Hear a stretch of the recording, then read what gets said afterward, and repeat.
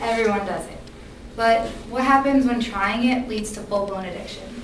I want to inform you today how drugs alter the brain and how it changes them into addicts, and how exactly drug addiction has now been seen as a disease.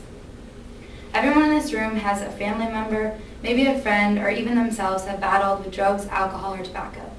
People may view this behavior as immature, or that addicts choose to be the way that they are. But what you may not know is how people's brains change because of these drugs. After watching my aunt go through rehab, I gained an interest as to why people develop drug problems. I've also been accepted in a pharmacy school, and I've been taking health and biology classes since I was a freshman. Drug addiction changes the brain, changes how it functions, and pretty much your chemical makeup in your head. In the past, people thought that drug addiction was a choice behavior, but with advances in science and technology, we now know that it can be classified as a disease. To start off, let me explain how drugs work in the brain. Drugs cause a disorder in the limbic system. The limbic system is a reward center and regulates present time survival. When you change a limbic system, you change your instinct to survive. Drug addiction happens by the mechanism of addiction.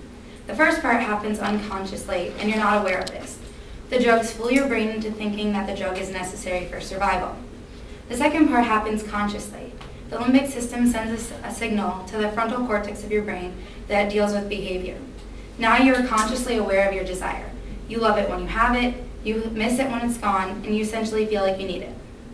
The brain works very hard to keep a balance of important chemicals. When you disrupt this balance, your brain goes into survival mode and works to compensate to maintain stability. Dr. Macaulay considers this person substance dependent. They're not necessarily using the drug to feel good, but to feel normal.